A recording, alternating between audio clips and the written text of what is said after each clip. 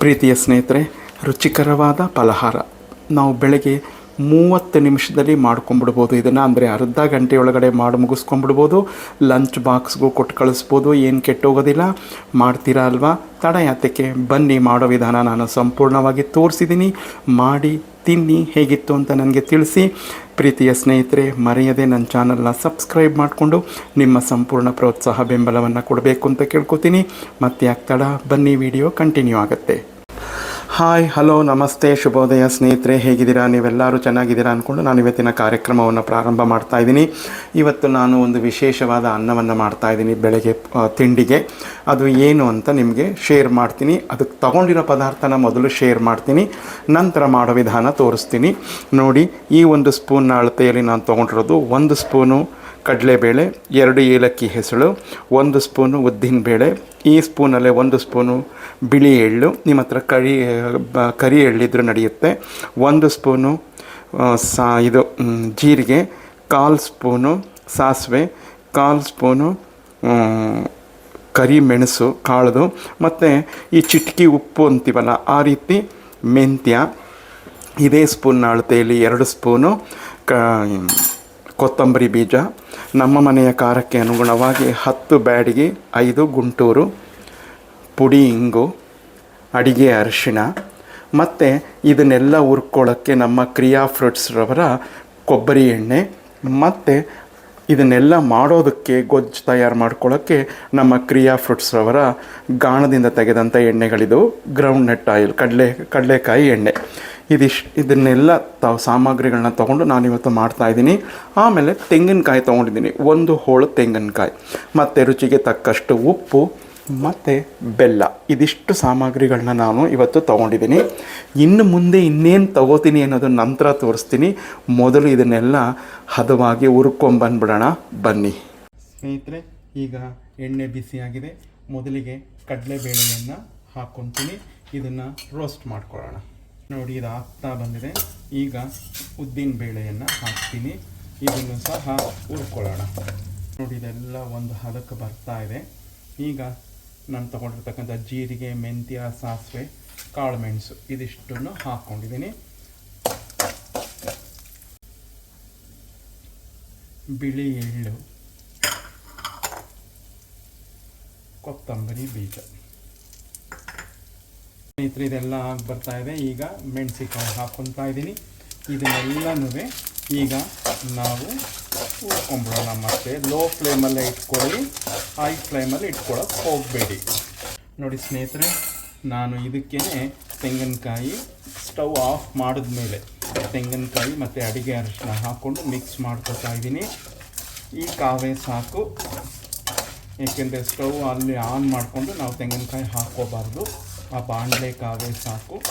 ಈಗ ಇದನ್ನು ತಣ್ಣಗಾಗ ತನಕ ಬಿಟ್ಬಿಡೋಣ, ನಂತರ ನುಣ್ಣಗೆ ಪೇಸ್ಟ್ ಮಾಡ್ಕೊಂಡು ಬರೋಣ. ಸ್ನೇಹಿತರೆ ನೋಡಿ, ನಾನು ಹುರಿದಿರ್ತಕ್ಕಂಥ ಎಲ್ಲ ಪದಾರ್ಥಗಳು ತಣ್ಣಗಾಗಿದ್ವು, ಅದನ್ನೆಲ್ಲ ಹಾಕ್ಕೊಂಡು ಜೊತೆಗೆ ಬೆಲ್ಲ ತೋರಿಸಿದ್ನಲ್ಲ ಅದನ್ನು ಹಾಕಿ ರುಚಿಗೆ ತಕ್ಕಷ್ಟು ಉಪ್ಪನ್ನು ಹಾಕಿದ್ದೀನಿ. ಈಗ ಇದನ್ನು ನುಣ್ಣಗೆ ಗ್ರೈಂಡ್ ಮಾಡ್ಕೊಂಡು ಬಂದ್ಬಿಡೋಣ. ಅದಕ್ಕೂ ಮುಂಚೆ ನೀವು ಕೇಳ್ಬೋದು, ಇದನ್ನೆಲ್ಲ ಹಾಕಿದ್ರಿ ಹುಳಿನೇ ಬಿಟ್ಟಿಲ್ವಲ್ಲ, ಇದಕ್ಕೆ ಹುಳಿ ಬಿಡೋದು ಬೇಡವಾ ಅಂತ. ಮಸ್ಟ್ ಆ್ಯಂಡ್ ಶುಡ್ ಹುಳಿ ಬಿಡಬೇಕು. ಆದರೆ ನಾನು ಇಲ್ಲಿ ರುಚಿಗೆ ತಕ್ಕಷ್ಟು ಹುಳಿ ಮಾವಿನಕಾಯಿಯನ್ನು ಹೆಚ್ಚಿಟ್ಕೊಂಡಿದ್ದೀನಿ, ಮತ್ತು ತುರಿದು ಇಟ್ಕೊಂಡಿದ್ದೀನಿ. 2 ಥರನೂ ಮಾಡ್ಕೊಂಡಿದ್ದೀನಿ, ತುರಿದು ಇಟ್ಕೊಂಡಿದ್ದೀನಿ, ಹೆಚ್ಚು ಇಟ್ಕೊಂಡಿದ್ದೀನಿ. ಒಟ್ಟು ನಾನು ಇಲ್ಲಿ 4 ಸಣ್ಣ ಸಣ್ಣ ಗಾತ್ರದ ಮಾವಿನಕಾಯಿಗಳನ್ನ ತೊಗೊಂಡಿದ್ದೆ. 2 ಹೆಚ್ಚಿಟ್ಕೊಂಡಿದ್ದೀನಿ, 2 ತುರಿದು ಇಟ್ಕೊಂಡಿದ್ದೀನಿ. ಹುಳಿ ಕಡಿಮೆ ಇದ್ದರೆ ನೀವು ಹುಣಸೆ ಹುಳಿ ಬಿಟ್ಕೋಬೋದು, ಬಟ್ ನನಗೆ ಇಲ್ಲಿ ಹುಳಿ ಸಾಕಷ್ಟು ಇದೆ, ನಮ್ಮ ಮನೆಗೆ ಸಾಕು ಈ ಹುಳಿ. ಈಗ ಇದನ್ನೆಲ್ಲ ಮೊದಲಿಗೆ ನುಣ್ಣಿಗೆ ನಾನು ರುಬ್ಕೊಂಡ್ಬಂದ್ಬಿಡ್ತೀನಿ.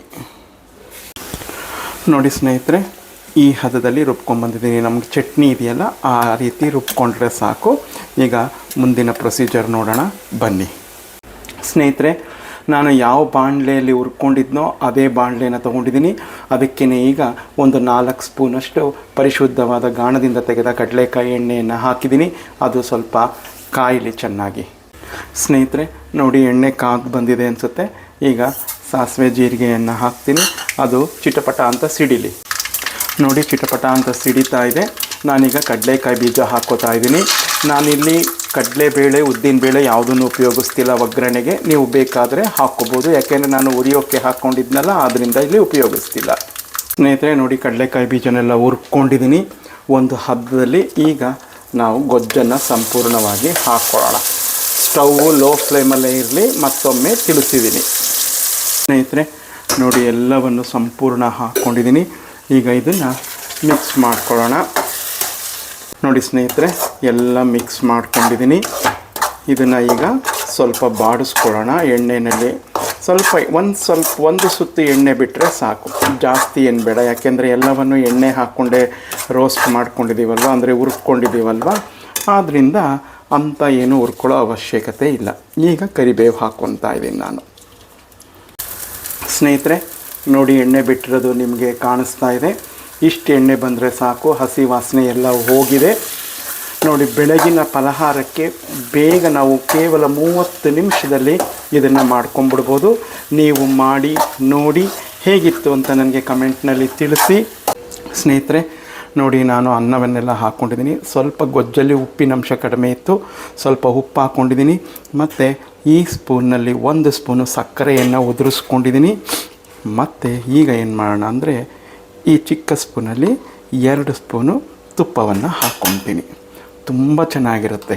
ಇದಕ್ಕೆ ಈಗ ಗೊಜ್ಜು ಹಾಕ್ಕೊಂಡು ನಿಮಗೆ ತೋರಿಸ್ತೀನಿ. ನೋಡಿ ಸ್ನೇಹಿತರೆ, 2 ಪಾವ್ ಅಕ್ಕಿಗೆ ನಾನು ಮಾಡ್ಕೊಂಡಿರ್ತಕ್ಕಂಥ ಗೊಜ್ಜು ಕರೆಕ್ಟಾಗುತ್ತೆ. ನಾನು ಸಂಪೂರ್ಣ ಹಾಕ್ಕೊಂಡಿದ್ದೀನಿ.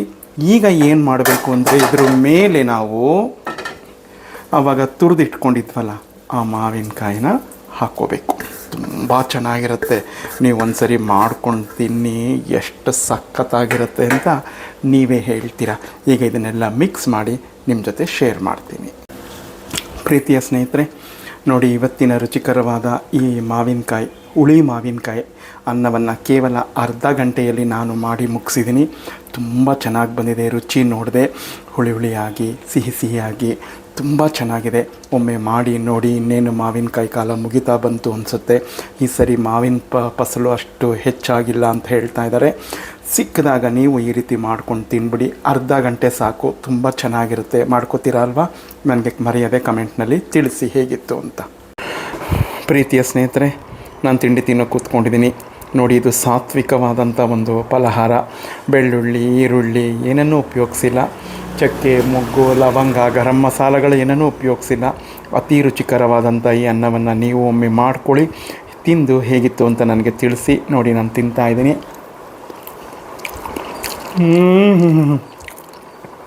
ಏನು ಸಖತ್ತಾಗಿದೆ ಗೊತ್ತೇನ್ರಿ. ಆ ಮಾವಿನಕಾಯಿ ಹುಳಿಯ ಕಂಪು ತಿಂತಾಯಿದ್ರಂತೂ ಗುಳುಂ ಸ್ವಾಹ. ಮಾಡ್ಕೋತೀರ ಅಲ್ವಾ? ಮಾಡಿ ತಿನ್ನಿ. ಹೆಚ್ಚಾಗಿ ನಮ್ಮ ವೀಡಿಯೋಗಳನ್ನ ನೋಡಿ ನಿಮ್ಮ ಪ್ರೋತ್ಸಾಹವನ್ನು ಕೊಡಿ. ಮತ್ತೊಂದು ಇಂಟ್ರೆಸ್ಟಿಂಗ್ ವೀಡಿಯೋ ಒಂದಿಗೆ ಬರ್ತೀನಿ. ನಮಸ್ಕಾರಗಳು. ಜೈ ಗಣೇಶ.